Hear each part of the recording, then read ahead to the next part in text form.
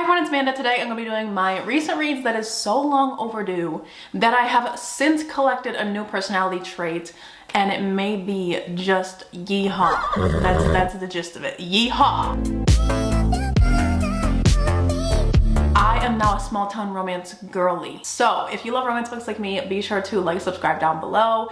And let's get into the books that I've read recently. So first, let's start with one that I've read this past weekend. I've been reading some spookier, kind of dark romance just for Halloween weekend. And one of them was Strangled by Marie Anne. This is a horror, erotic, male novella. And it was something else, y'all. I rated this 5 stars. It was so much fun. It was like 150 pages or something. And it's about this guy, Lycan. He buys this house that's notorious for being like a murder house, and he just wants to buy it. He's been going through it a little bit recently, and so he's gonna throw a Halloween type party at this haunted house that he bought. 2 parents were murdered there, and the son was never found again. So they think that maybe he had killed them and ran away.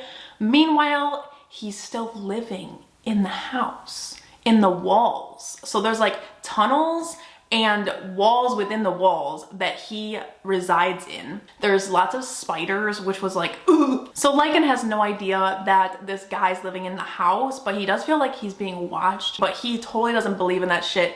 He's like, haunted, no, not for me. But he ends up throwing a Halloween party that goes awry. It's said to be continued at the end, so I'm excited, but I'll just say that much. That's all I'm gonna give ya. But it was spicy, so freaking spicy, and there was just so much going on. I wouldn't say this is like very horrific, so if you're not into horror, I feel like you could give it a chance. I think the horror aspect came in with like the spiders and just the creepiness of the guy in the walls. His name's Lucian, but you gotta read it. Next, I read Tentacles and Triathlons, which was so much fun. I read it with McKay on KU Reading Sprint, and we had a blast reading it. I think he rated it 4 stars and I rated it 5 stars because I thought it was so cute, so fun, and it was also spicy.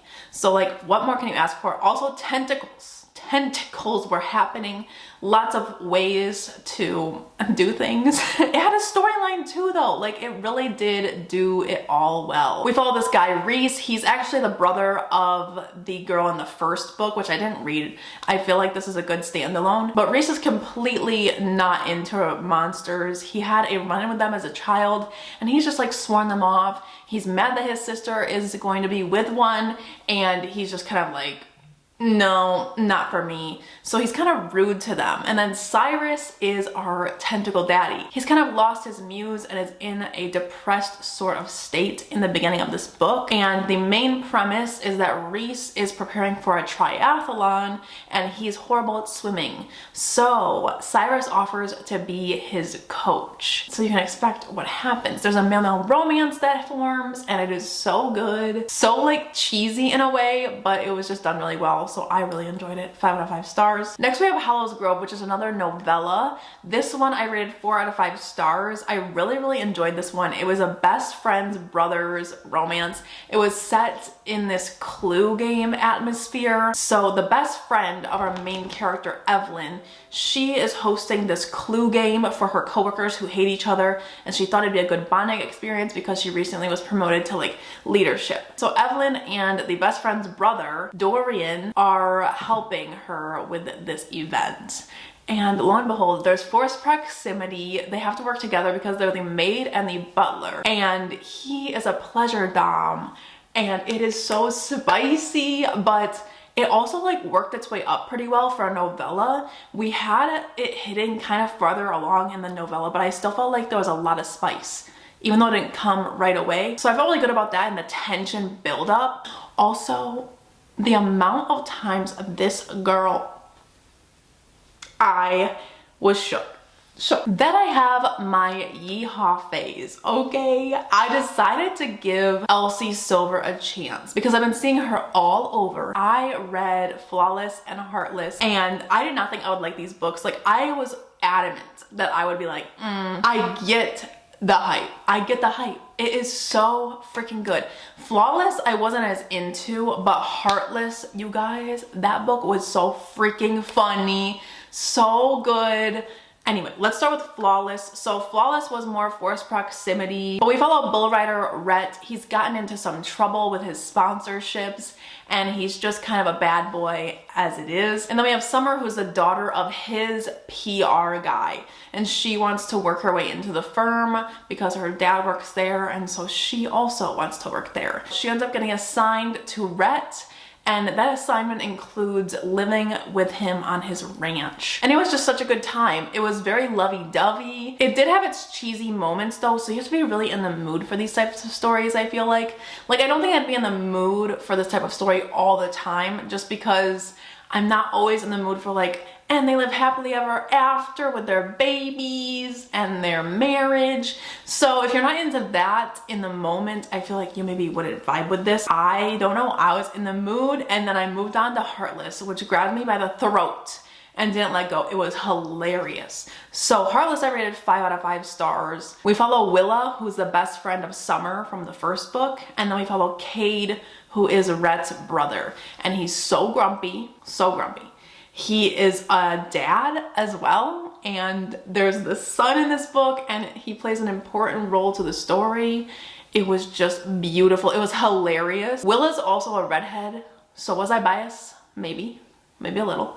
But I did really love her attitude. She had such attitude, and I thought it was even better than the first book. So I definitely highly recommend, if you like single dad romances, or if you've never tried one and want to, this is the one. Did I forget to say that Willa is the nanny? Willa is also hired to be the stay-in nanny. So that's where the forced proximity comes in here. And Cade is not particularly fond of Willa. He runs into her coincidentally before this whole thing goes down with him hiring her. And let's just say he doesn't have a very good first impression of her. He kind of just stereotypes her right off the bat. And it was just great to see him break down those stereotypes and see who she really is. It was a beautiful story. Then I read Shallow River by H.D. Carlton. I really wanted some Halloween-y vibes again, some dark romance like Haunting Adeline, but this one just didn't hit as hard. I rated this one 3 out of 5. I also buddy read this with McKay.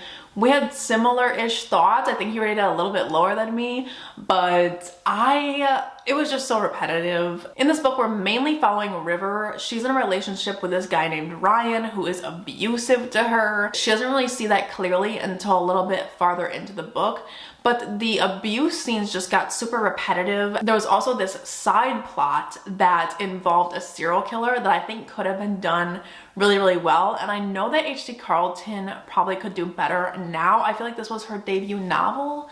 I think it was, or it was one of her first novels.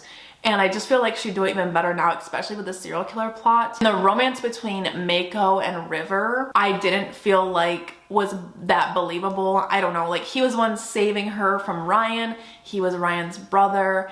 And I don't know, I just feel like it had so much potential to be a 5 out of 5, but it just really fell flat for me personally. And then the plot twist with the whole serial killer plot, kind of underwhelming. Then I read Lake's Edge with my friend Liz, and this was so much fun. I really, really enjoyed this book. It was a 4 out of 5 stars. This is a YA gothic romantic fantasy, and we follow Violetta and her brother as they go to this mansion where Rowan is, and he's kind of this scary guy who killed his whole family. So they're going to go live with him because they made a deal. The story takes off, and it was really, really good. It did remind me a bit of Belladonna just because of the gothic setting. It had those similar vibes that I was looking for. So once Letta and her brother get to the mansion, they unravel this mystery and these secrets, and they make a deal with Lord Under, who is the guy you make deals with, you know? And he always comes with a price, and the price is a lot, okay? Letta has made deals with him in the past, and now she's making more, and now I'm like, I need to know what happens in the next book, because it left off on kind of a cliffhanger-y ending. So the book is out. It's called Forest Fall. I need to read it this upcoming month, but I am ready to see what happens. And if there's a love triangle going on, I don't know. I don't know, because there's a love story kind of with Rowan and Letta, and I don't know if Lord Under is going to be also included in this little in this little gang, so I'm excited to find out. And lastly, we have my least favorite book that I read recently, which is actually from a while ago, but I don't think I mentioned that I read it yet on this channel, and that is Lightlark. Yes, I read Lightlark. I gave it 2 or 2.5 stars. It started off pretty okay. I was here for it, and then plot holes kept coming, and then the ending just was like, what was that? The ending. I was just like, it was so like 2000s, you know what I mean? That was my opinion on the book. I feel like it had a lot missing. It had really good potential though. It really did, but I won't be continuing the series just because it kind of pissed me off at the end. I was really liking it for a while there, so I feel like it does have merit, which is why I gave it the 2.5. The romance, oh, the romance was so disappointing. I can't even tell you how much, because I was excited to have like a sort of steamier fantasy to read. And I know it's YA, don't get me wrong, but I'm used to the flavor that YA gives. I'm used to the tension buildup, like The Cruel Prince. Even Lakesedge had that tension buildup there, and Belladonna had great tension buildup without having like explicit scenes. So it's not that there wasn't explicit scenes in this. I just didn't feel the chemistry between the two characters that I was supposed to. And then there was a whole love triangle, and then I was just so annoyed. I don't know. If you read Lightlark, let me know what you thought. I don't know. Those are all of the books that I've read recently. Hopefully I'll be able to read a lot more in November and December, because I want to hit that Goodreads goal and I'm like kind of behind. But my next video should be my November TBR, and I will see you there. Bye guys.